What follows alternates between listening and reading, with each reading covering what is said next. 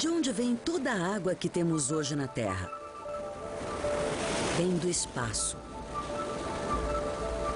Ao estudarmos detalhadamente planetas como Júpiter, Saturno, Urano e Netuno, percebemos que eles têm enormes reservas de água em seu interior.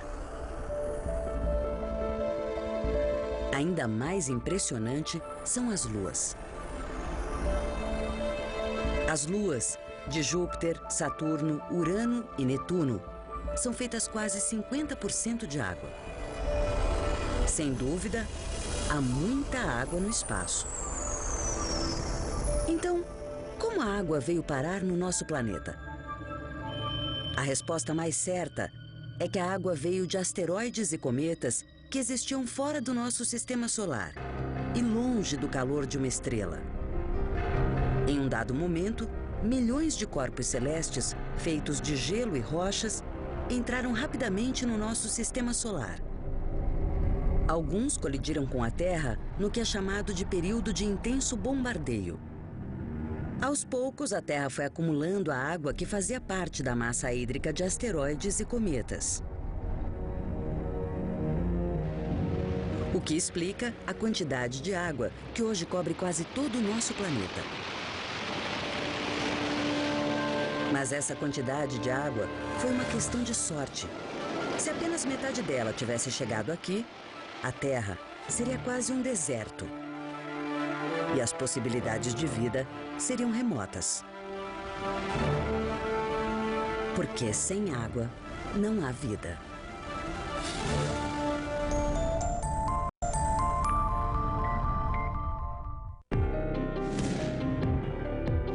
Our planet is changing right before our eyes. Global warming is hurting our crops, our wallets, our health. But there are solutions, cleaner energy sources, and new technologies that could help slow, if not reverse, the damage. We can green our energy, our homes, our cars, even the places we shop. But will it be enough? And will it be soon enough?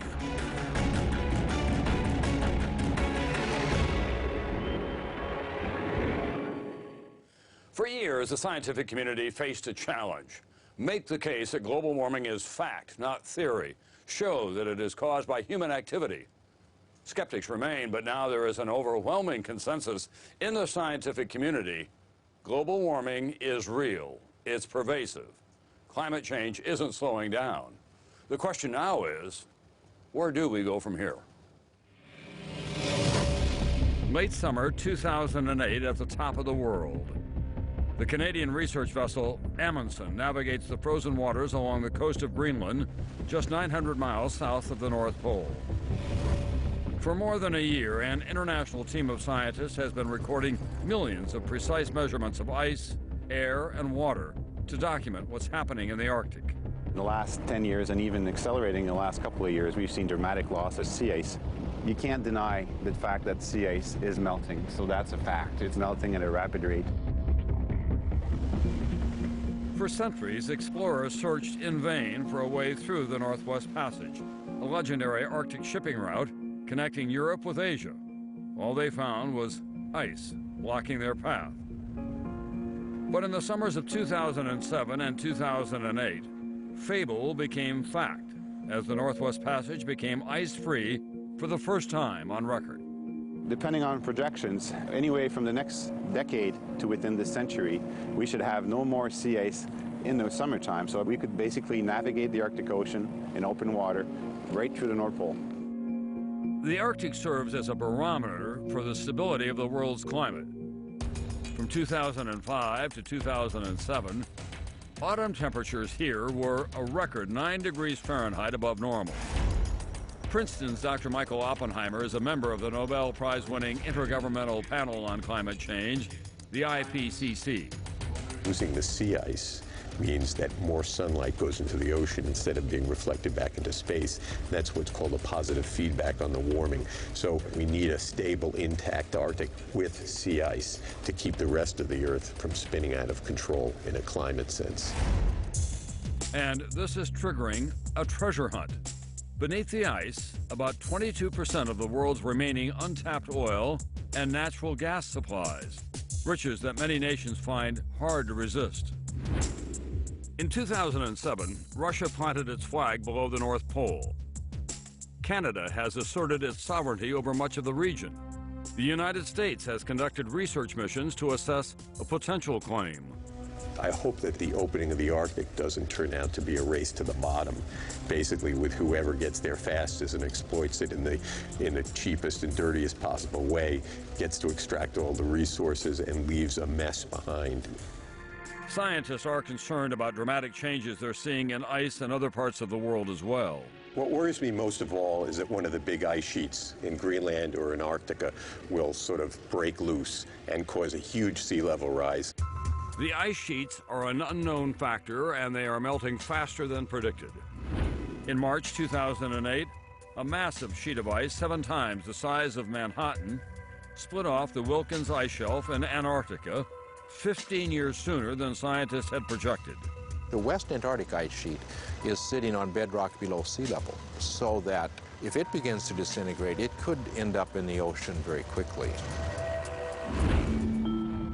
Signs of climate change at the poles are being mirrored across the globe. 7 of the 8 warmest years on record have occurred since 2001. In 2007, the IPCC projected that global temperatures will increase anywhere from 2 to 11 degrees Fahrenheit by the end of the century. The temperature projections don't sound all that scary. You know, it's a few degrees. But what we've realized in just the last few years is that the previous interglacial periods that were somewhat warmer than the current one were not that much warmer. They were less than 2 degrees Fahrenheit warmer than today. Scientists believe that the difference between a moderate temperature rise and a potentially catastrophic one will depend on the amount of carbon dioxide emitted into the atmosphere in the coming decades. For thousands of years, levels of CO2 in the atmosphere were stable.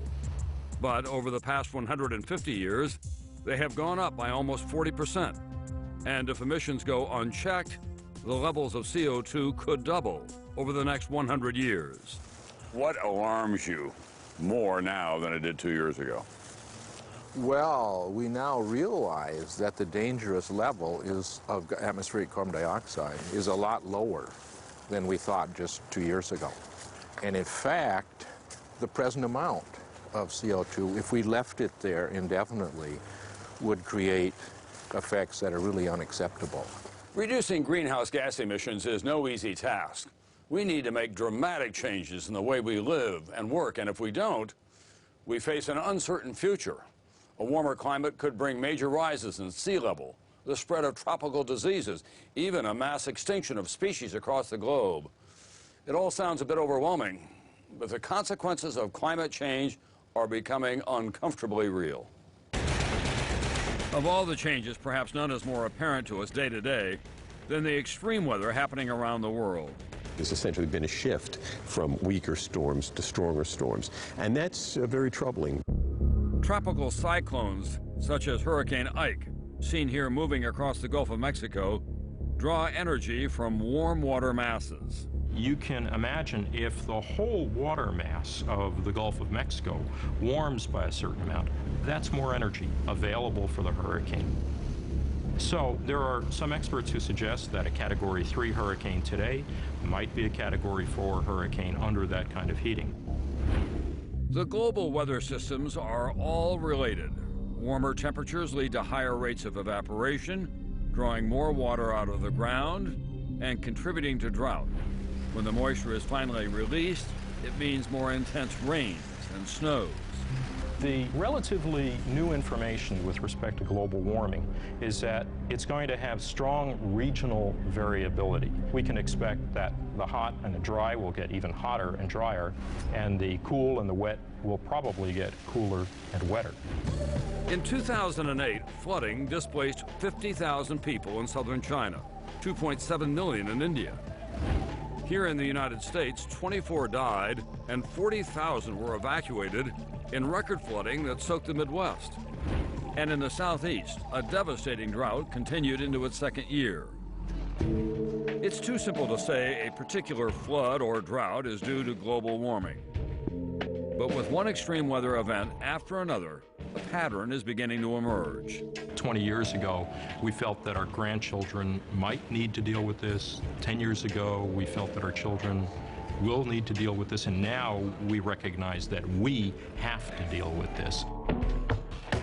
Here in the United States, how is global warming transforming some of our most treasured landscapes?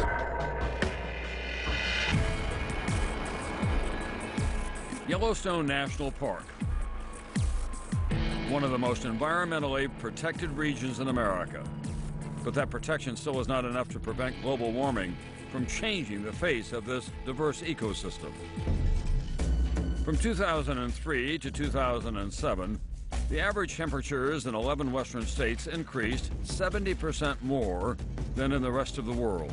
If you would have interviewed me 20 years ago, I would have said, oh yeah, we'll probably be seeing global warming by about 2050.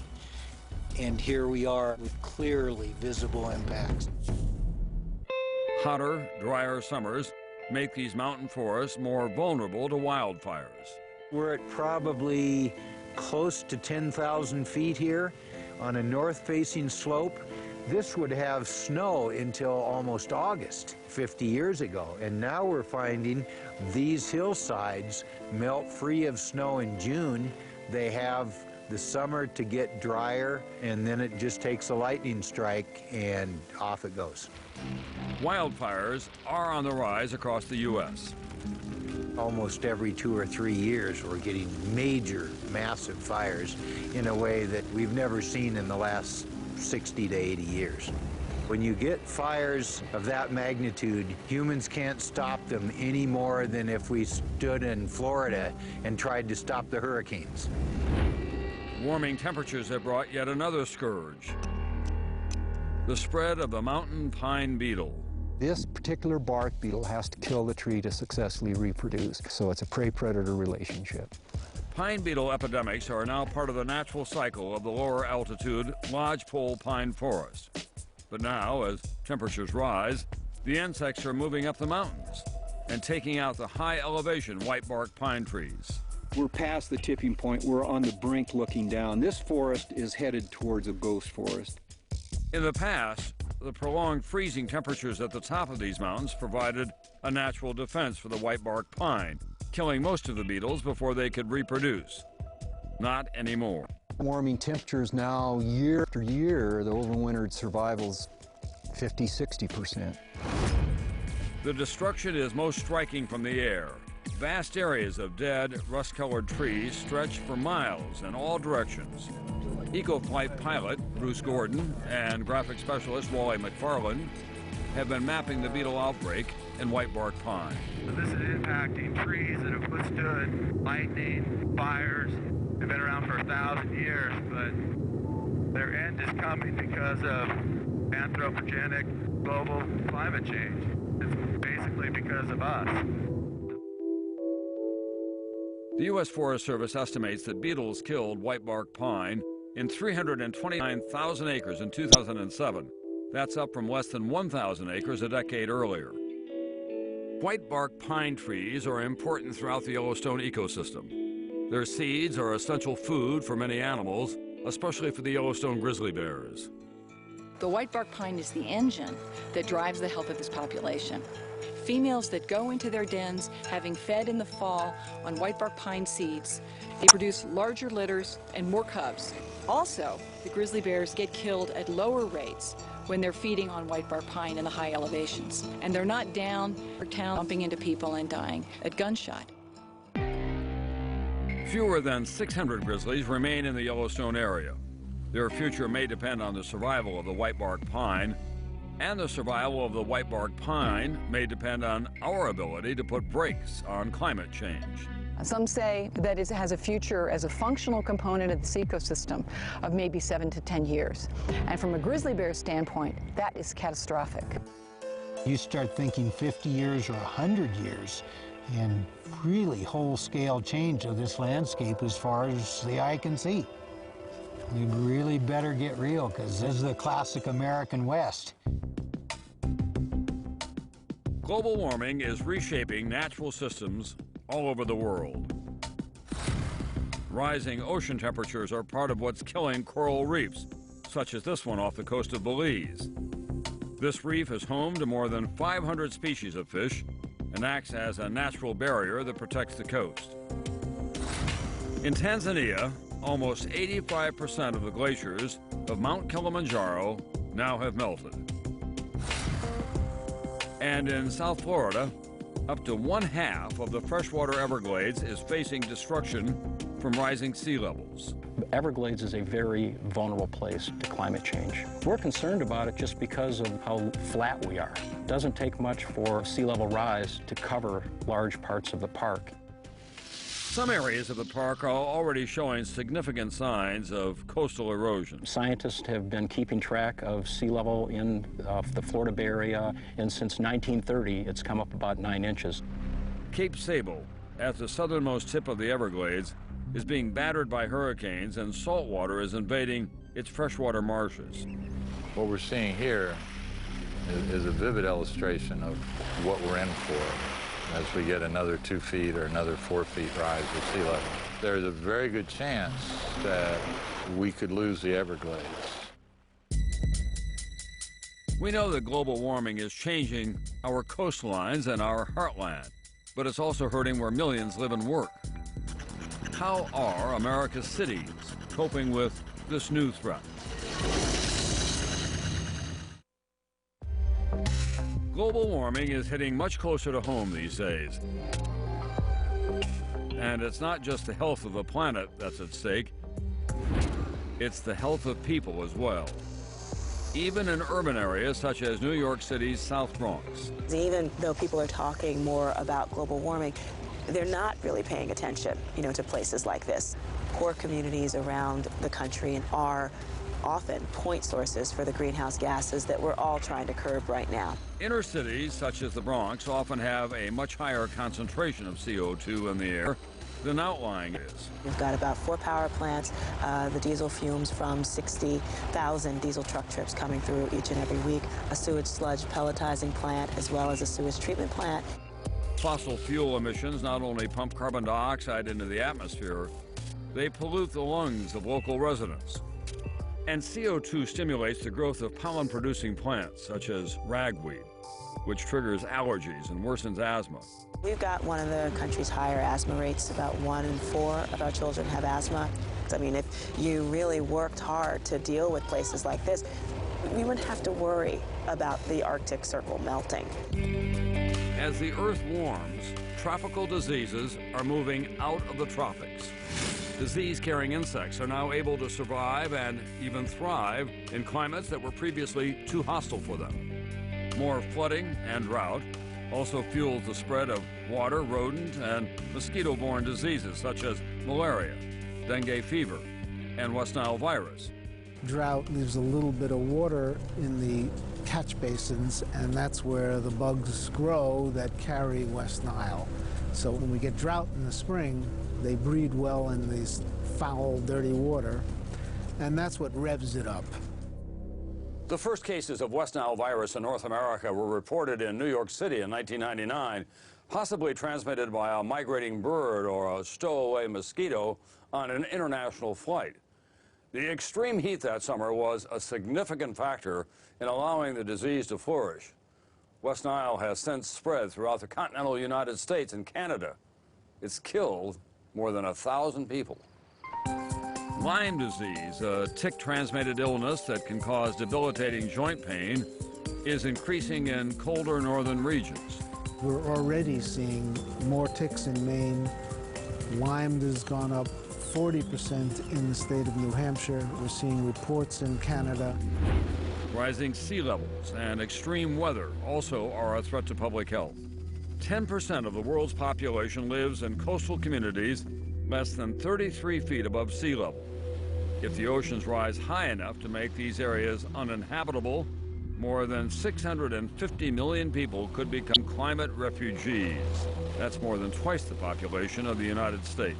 Refugee populations are notorious for coming down with epidemics. Respiratory disease is the first, diarrhea is the second, measles, cholera.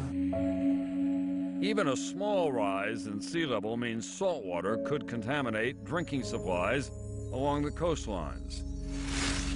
The loss of the Florida Everglades will be bad news for the park, but it also means the loss of fresh water for millions living in southern Florida. The Everglades really provides a lot of services to the surrounding communities. Over 5 million people depend on groundwater from the Everglades. Global warming promises to have a dramatic effect on precious water supplies all over the world. The glaciers that provide fresh water to millions are melting and could disappear. More droughts will lead to more pumping of groundwater that will reduce aquifers. Food crops need fresh water as well. Changing weather has already begun to shift rainfall patterns. For hundreds of millions of people living on subsistence farming, no rain means no crops. What about food supplies? Food supplies are threatened. You know, places like South Africa, parts of Mexico, even parts of China, where a lot of people are hanging in the balance. It looks like in the future, due to these climate changes, it'll be harder and harder to deliver the food that they need. What will that mean? People will be moving across borders, people will be malnourished, people will starve to death. In the spring of 2008, major droughts deepened worldwide shortages of wheat and rice. Food riots broke out in Haiti, Egypt, and Somalia. By June, Ethiopia was in the grips of a famine. Mass starvation, disease, drought. The effects of global warming are not abstract. They're real and happening now. The new challenge is to do something that will make a real difference. The cost of doing nothing meaningful to curb CO2 emissions is growing daily. What might finally spur real action is that climate change is beginning to hit home another way. The economic costs are rising rapidly. Insurance companies are in the business of analyzing risk, and they're already feeling the financial effects of global warming. In recent years, big hurricanes have left billions of dollars in damage in their wake. Destruction from 2008's Hurricane Ike alone could total as much as $21 billion. These storms are hurting our economy and potentially bankrupting insurance companies. The insurance industry is increasingly convinced that climate change is not only going to have an impact on them in the future, but is already having one now. Whether they're headline-catching events like hurricanes or more below-the-radar events like lightning strikes or localized droughts, the costs to insurance companies of those losses has been skyrocketing. 2005 was a game-changing year for the insurance industry. 4 hurricanes, Rita, Wilma, Dennis, and of course Katrina, resulted in 3 million claims that cost the insurers $57 billion. The largest losses ever sustained by the industry. It forced insurers to change how they do business. We have a crisis now in this country. Insurers are raising insurance premiums. They're making deductibles higher. And others are going a step further and actually exiting the markets and deciding to cancel out, leave the seat. And that has left millions of people with a real crisis. Since 2003, almost 3 million U.S. households have lost their homeowner coverage. Only half of those policyholders have been able to find new coverage. Maybe you already know someone who's been affected. None of us are immune to the consequences. It is logical that the Gulf states would be the hardest hit, but the impact was felt coast to coast. Premiums across the country went up 50% in the space of 5 years. 1 million policies have been canceled in the mid-Atlantic states and New England. And 50,000 policies were canceled in the New York metropolitan area, which is not exactly hurricane country, at least not yet. One thing that we're concerned about with hurricanes and climate change is a change in the geography of where these storms happen. In fact, industry experts are expecting things to get worse. A perfect storm created by the warming conditions of climate change. If such a storm hit today, it could generate insured losses well above $100 billion. Just one of these storms could cripple homeowners. the insurance industry, the economy as a whole. Insurance is a necessary foundation for finance, and more subtly, it's a part of peace of mind. Global warming also threatens farming and agriculture. In California, that means a $36 billion industry that provides 95% of the fruit and vegetables that Americans eat. If I get 1 or 2 days of extra hot weather here, it can do the damage. Here in the Central Valley, these fruit and nut trees are particularly vulnerable. California's climate is perfect for these crops, hot summers and cool winters. Those cool winters provide trees with what is called a dormancy period. What's happening with global warming is the growing seasons are getting longer and longer. And with longer growing seasons, you have shorter dormancy periods.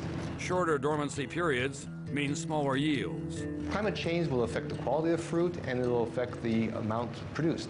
If there's less fruit available, it's going to cost more in the market. California wine is a $125 billion industry producing 2/3 of all wine sold in the United States. Now, wine producers are starting to feel the heat as well. Climate change shifts grape-growing regions farther north. 85% of the area that we now grow grapes on will not be viable for growing grapes in the future. We really have somewhere between 5 and 10 years to arrest the increase in emissions and start it on the decline. Already, grapes are ripening earlier and with higher sugar levels. This can ultimately throw off the balance and the taste of wine. In 2004, the Rodney Strong Vineyard put in what was at the time the largest solar installation in the industry. Grapes will begin to migrate north as the temperatures rise in the more southern climes. The northern climes are going to warm up. England used to produce grapes back in the 1500s, right? So they may be producing them again as England warms. Will they be growing wine in Alaska? I don't think so, but if you talk over the next 500 years, I wouldn't want to predict. The growing season is changing in many places around the world. It is forcing farmers of many food crops to plant new seed varieties that work better in warmer temperatures, and sometimes changing what they grow altogether. Many species of plants and animals are responding to global warming. They're migrating, changing where they live and grow. But our response to global warming has been very slow, and many scientists believe that global warming is getting ahead of us. So what do we do now? Countries such as Sweden and Germany are now moving toward new, low-emission renewable energy economies. Here in the U.S., California has led the charge and set the example with its aggressive environmental agenda. In 2006, Governor Arnold Schwarzenegger signed the Global Warming Solutions Act, making California the first state in the nation to cap greenhouse gas emissions. By 2020, the state wants to reduce emissions to levels from the year 1990, and by 2050, to cut those levels yet another 80%. Although California is just a state, we'd be the 7th largest economy on the planet if we were a separate country, so what we do matters. There are a lot of politicians who still fear that a lower carbon economy and putting a price on carbon or reducing greenhouse gas emissions will cost money and cost jobs. And California has demonstrated that that's just not true. In fact, a recent study by the state predicts these measures will create 100,000 new jobs, boost the state economy by $27 billion, and increase personal income by $14 billion.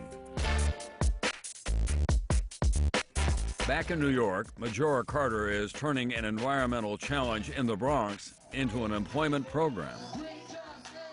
We realized that we had a really great opportunity here to figure out a way to create jobs that would both, alleviate poverty and also remediate the environment. These green-collar jobs include waterfront restoration, hazardous waste cleanup, and green roof installation. Funding still is a challenge, but as green values grow, that should become easier as well. The green economy actually gives us an opportunity to think about how we can make those same players a part of the new green economy as real environmental heroes. Getting things done in green ways, using less energy, being more efficient, saves money, creates jobs, and tackles global warming head on. Everyone comes out a winner. And now big business is taking note. Walmart. To many, this $374 billion a year retail giant is a symbol of the kind of American consumerism that has traditionally put profits before the planet. Walmart is the largest private user of electricity in the United States, and its fleet of vehicles logs more than 800 million miles a year. It is a fuel-hungry business. So in 2005, when Walmart launched an aggressive campaign to cut energy use and increase efficiency, environmentalists were skeptical. Could the world's largest retailer really go green?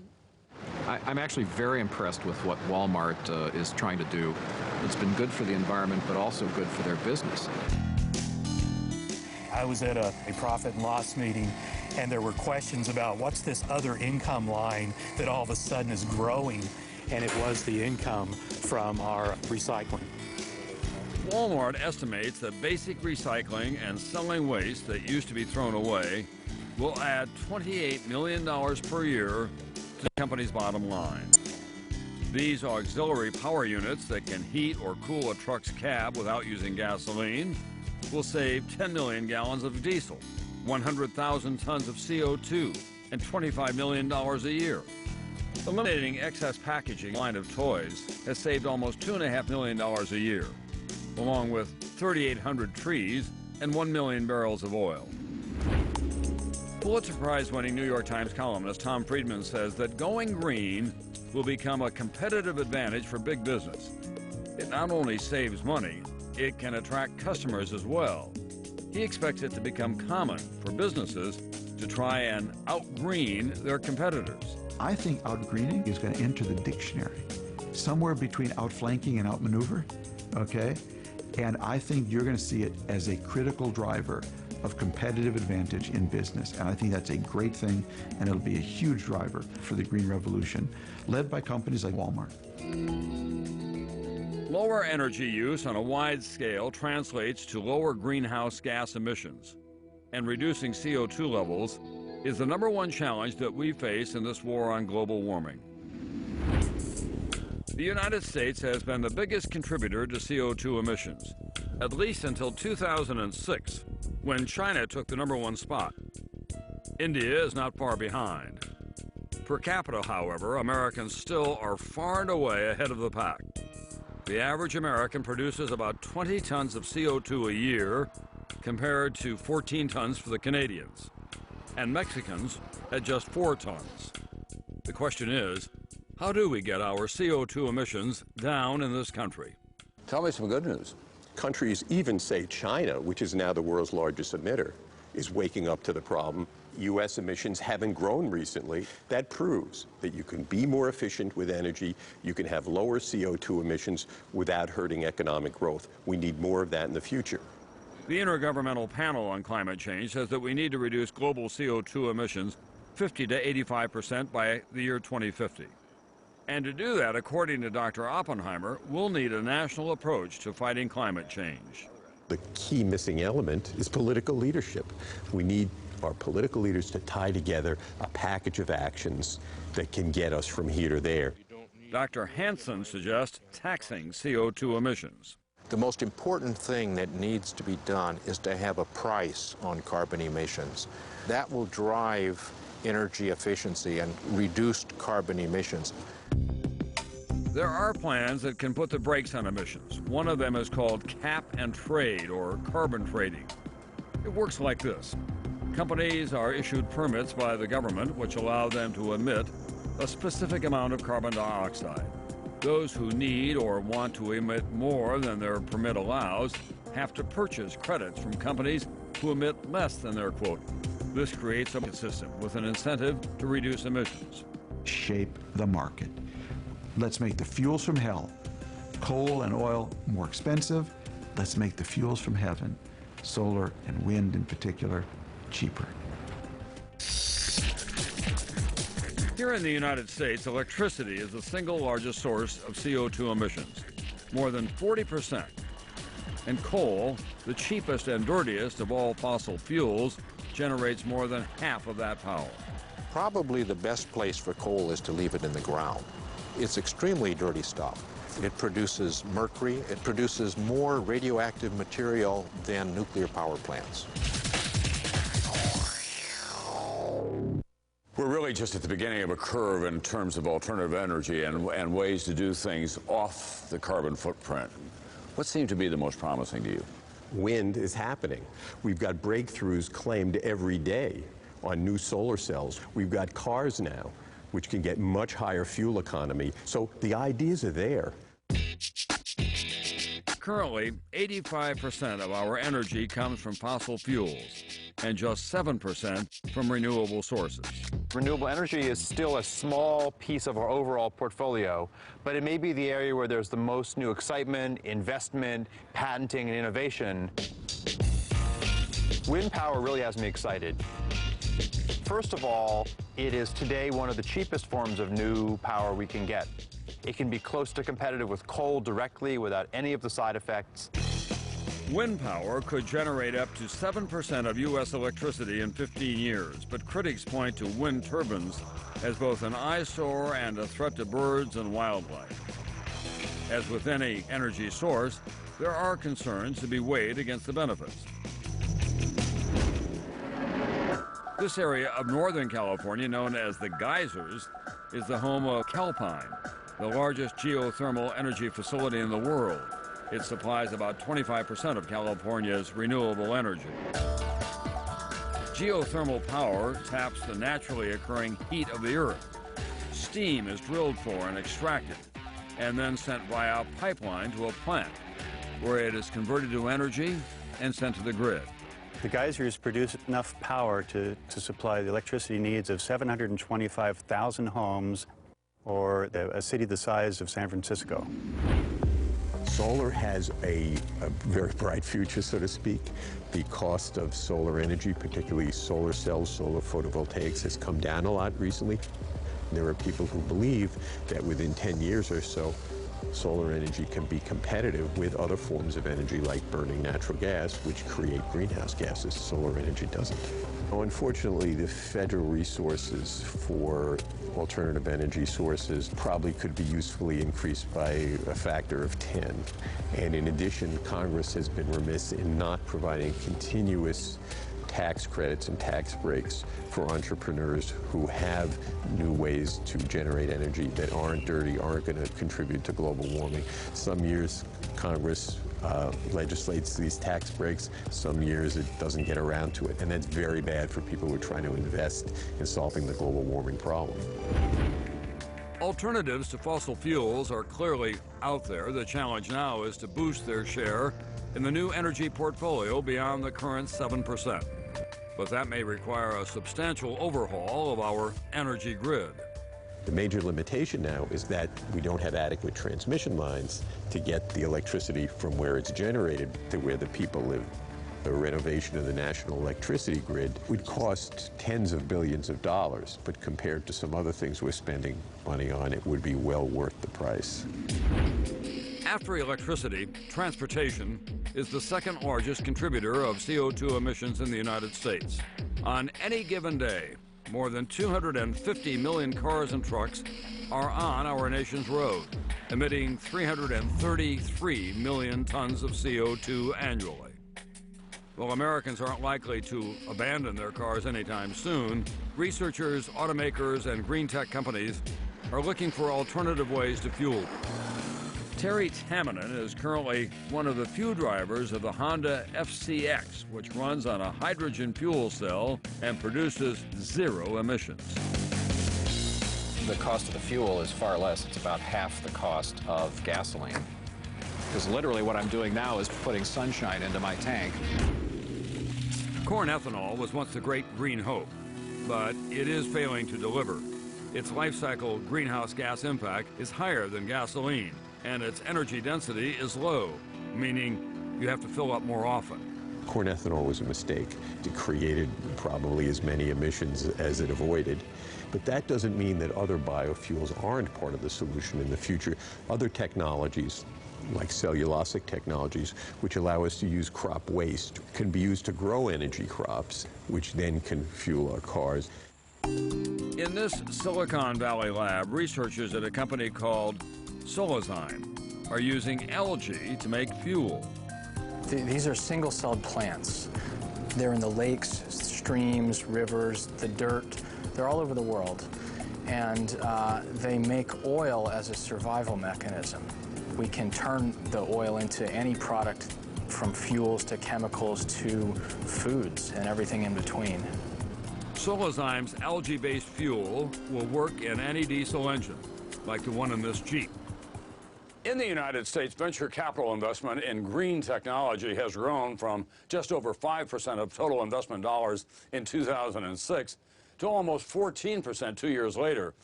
But in these tough economic times, will funding like this and support for alternative energies in general take a hit along with everything else?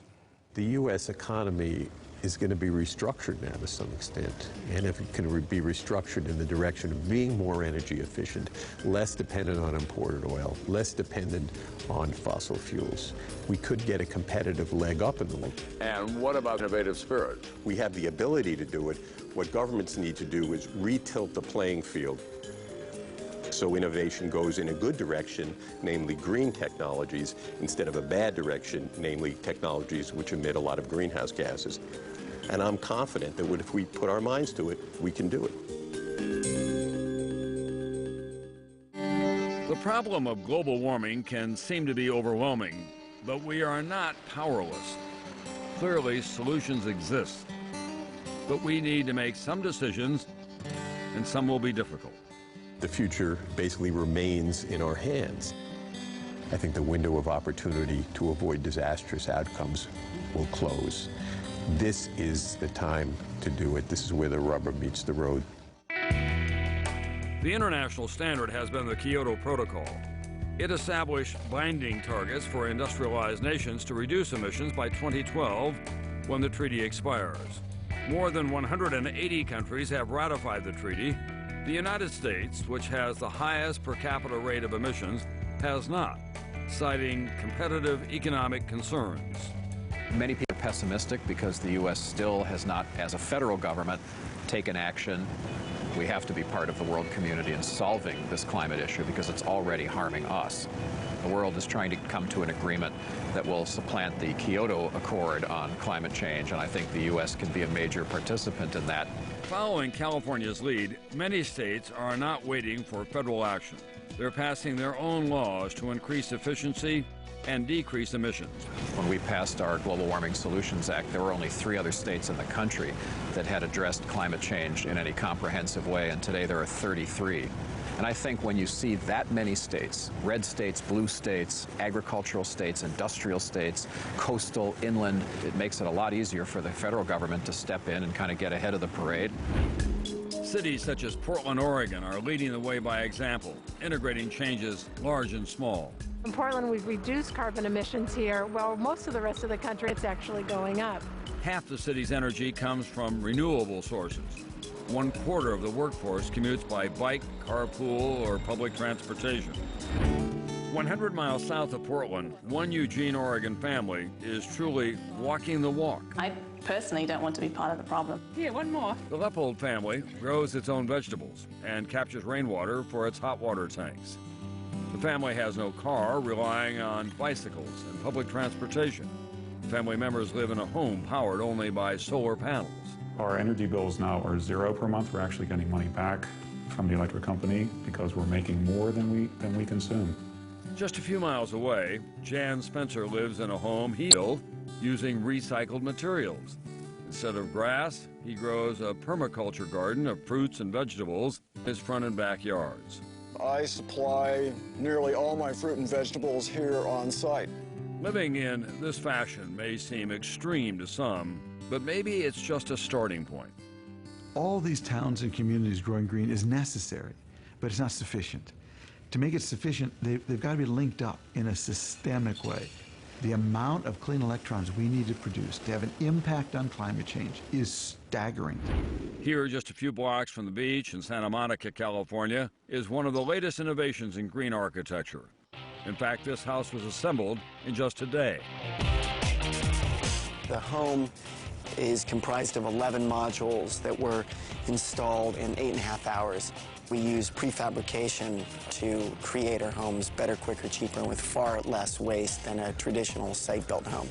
Virtually every facet of the home has an environmental purpose, making it as much as 80% more energy efficient than an average home of comparable size. Very high-performance windows. All of our downlights are LEDs. We have super energy efficient appliances. That countertop is made of cellulose newsprint. The insulation in the walls is denim, blue jeans.